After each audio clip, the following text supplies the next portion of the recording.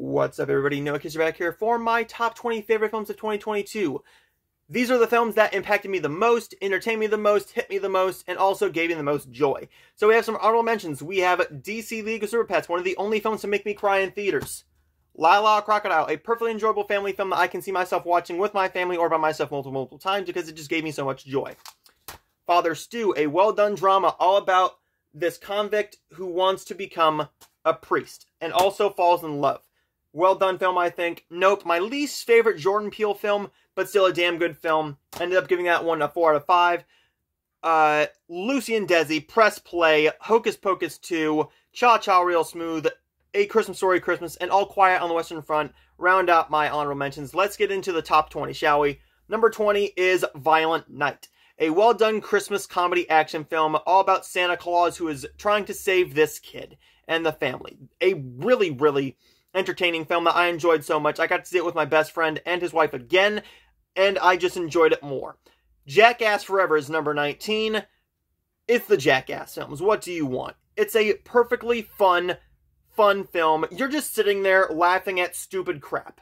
And that's what these films are for. Then we have Bodies at number 18. Really well done comedy horror film.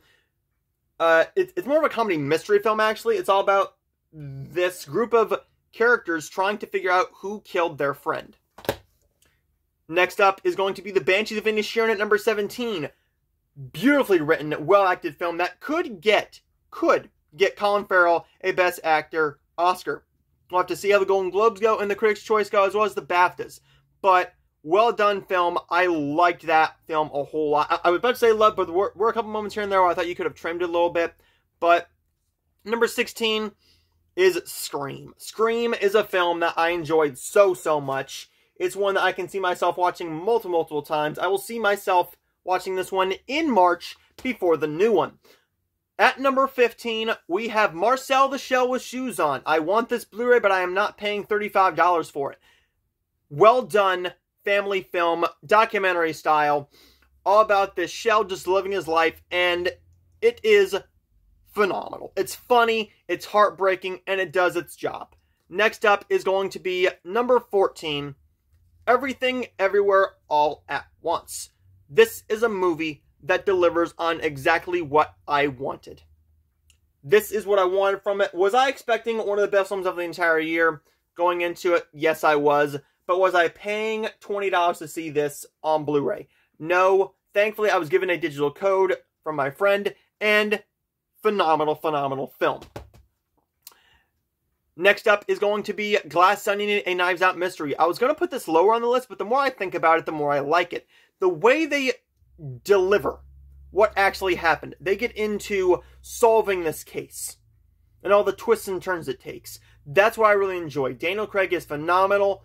Every single person in this film is phenomenal. I thought you could have taken out one or two of the characters and made it a better film, more cohesive film with a less couple characters. But next up is going to be Don't Worry, Darling. Don't Worry, Darling is a drama thriller that was really good to me. Now, this is not going to be on a ton of people's best of the year, but it is going to be in mine. I enjoyed Florence Pugh's performance so much. Does Harry Styles give the best performance of his career? Probably not. No. But with the drama that went on with it, and the marketing that they had to do with this, I don't know how you market this film. I don't know. But I thought the filmmaking was beautifully done. The performances were very good, especially from Florence Pugh. But that's like saying water is wet. Florence Pugh and Don't Worry, Darling. There you go. Next up is going to be About Fate, a romance film from Paramount. Yes, we have two in my top of the year, but one was all mentioned. This one is all about Emma Roberts. And Emma Roberts and Thomas Mann are two strangers who believe in love, but never seem to be able to find its true meaning. In a wild twist of events, fate puts each in each other's paths one stormy New Year's Eve. Basically, it's all about Thomas Mann, who is pretending to be Emma Roberts' fiance or boyfriend. And that's the movie. I enjoy that type of story. It's not going to be for everybody, but that's perfectly fine. Next up is going to be Top Gun Maverick. Top Gun Maverick is a film that delivers on all its aspects. Is it going to win Best Picture at the Oscars? No, it is not. Is it going to get nominated? Yes, it is. Does it deserve it? Yes, it does. What can I say that hasn't been said about this film already? Really? It's a phenomenal film. The action scenes are beautifully shot. The cinematography, the planes, the acting, the emotion, the comedy, it all works here. One that I was undermining for many months until I actually saw it, and I love it.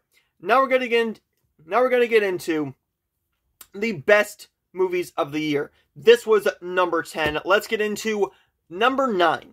Number 9, I don't have the physical release for this yet because it's not available, but I'm going to hold up the original, Black Panther. Black Panther Wakanda Forever is my 9th favorite film of the entire year due to the emotion it delivered. Now, I could easily flip these two in and out of number 9 and number 10, and they probably will change, but Black Panther Wakanda Forever delivered the emotion, the action scenes, and everything I wanted from it. This was the film that made me cry in theaters 3 freaking times. 3 times. I did not feel this 2-hour and 40-something minute runtime. I didn't feel it whatsoever. I enjoyed the way they really delve... They dealt with grief. They dealt with what do we do now? And you're along for the ride for this 2-hour and 42-minute runtime. Now, could a couple of scenes been shaved down a little bit? Yes, but that doesn't mean that I felt this runtime immensely. Next up is going to be Bullet Train. Bullet Train is a film that delivered on the action comedy genre that I wanted. This is a goofy, over-the-top action comedy that is exactly what you want from it. This is not going to be in everybody's top 10, but it's my number 8. The action was so well shot, the comedy was well done, and I was sucked into this film so much. Next up is going to be the action comedy as well. I'm going to consider this an action comedy. Uncharted. I know a lot of people have this in their worst, but I don't care.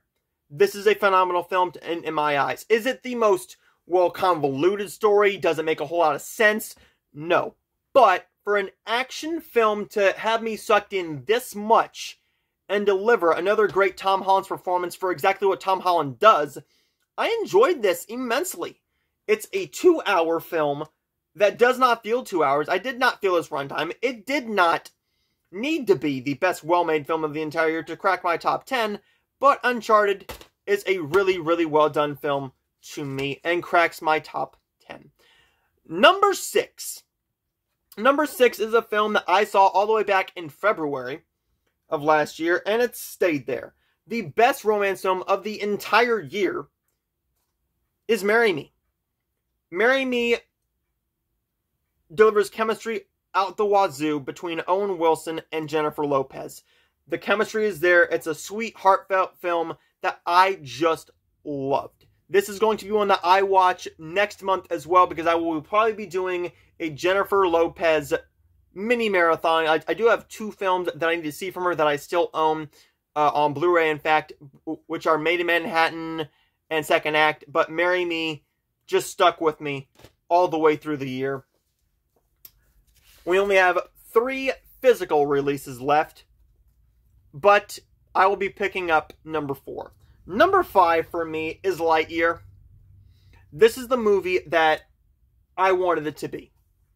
I heard that the first 30 minutes were Best Picture worthy, and yes, they are. But that doesn't mean to me the rest of the film wasn't. Lightyear delivered what I wanted.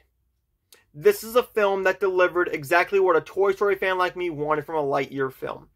Did I need Tim Allen in this film? No.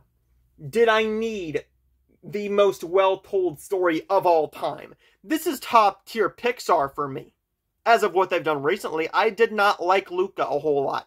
I will say I've liked a lot of them. I've liked Luca. I've liked Turning Red. But this one just hit me the most. It's a movie that made me cry, made me laugh, and made me have a good time at the theater. And that's what I want from going to the movies. Lightyear is my number 5 of the entire year. Number 4 is The Menu. I just reviewed this film. It's up on my channel right now. The Menu delivered exactly what I wanted. If you want to know my if you want to know my thoughts on this film, review on the channel. But my quick thoughts. Phenomenal acting, screenplay, direction, performances, everything I enjoyed about that film. Number 3. This could easily be bumped up to number 2, but I haven't rewatched this film since theaters, but I'll probably be watching this one before the Oscars. And that is Elvis. Elvis, Austin Butler delivers an Oscar-winning performance here, and he could very much win. Having not seen The Whale, I don't know. But it's looking like this is probably going to be the Best Actor Oscar winner. It's either going to be Austin Butler, Colin Farrell, or Brendan Fraser. One of those 3 are winning Best Actor. Which one? I can't tell you off the top of my head. But if I get to see The Whale, I will be doing a proper Best Actor. But Austin Butler, Tom Hanks, beautifully done performances. I really think that Tom Hanks doesn't deserve the hate. Everyone's saying it was a bad performance. I don't think he's given a bad performance, but could you have done more of that character? Yes. Could it have been a little bit shorter? Yes. But for an Elvis film, this is exactly what I got and exactly what I could ask for. A truthful tale all about Elvis's life that does go into his days in the military as well, but what more do you want from an Elvis film? I can't ask for more.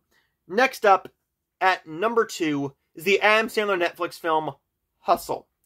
Hustle is a basketball film all about Adam Sandler, who's basically coaching this player, who he sees as a once-in-a-lifetime player, and he wants to skyrocket him to the NBA. Phenomenal film. I'm a basketball fan. I love Adam Sandler, and this is not your typical comedy. This is your dramedy that delivers Adam Sandler at his best. I like this film more than Uncut Gems. I do. I think Uncut Gems is a little bit overrated, but Hustle delivers more of a well-done performance, engaging with the emotion and comedy that Adam Sandler likes to deliver when he's doing these more subtle performances. Next up at number 1 is The Batman, as my favorite film of the entire year. This is a 3-hour film that does not feel like it. This is a 3-hour film that I was sitting in theaters dreading to go and see a 3-hour film, but it delivers. The Batman, the action scenes, the acting, the storytelling, the way the screenplay is written, the cinematography, the visual effects, Colin Farrell as the Penguin, Paul Dano, Robert Pattinson. Love this film so much. There is my top 20 films of the entire year. Stay tuned because I have my top 10 worst films of 2022 coming up next. And I will see you guys next time. If you have not seen any of these films, what are you doing? But most importantly, I'm sure you've seen all these films, except for probably About Fate. But hey, movies are movies, and they are visual experiences. They are experiences that we share with each other. The Batman is my number 1. Will that stay? I don't know. I have not seen The Whale. I have not seen Avatar, Puss in Boots. I don't see those cracking them. But the only one that I could see topping this is Babylon. Babylon's the only movie that I could see is cracking my favorite film of the entire year. But I will see that when it comes to Rent, because my theater did not get it. And that's my only reason. But there you go, everybody. There's my top 20 of the entire year. Stay tuned for my top 10 worst. I will see you guys next time.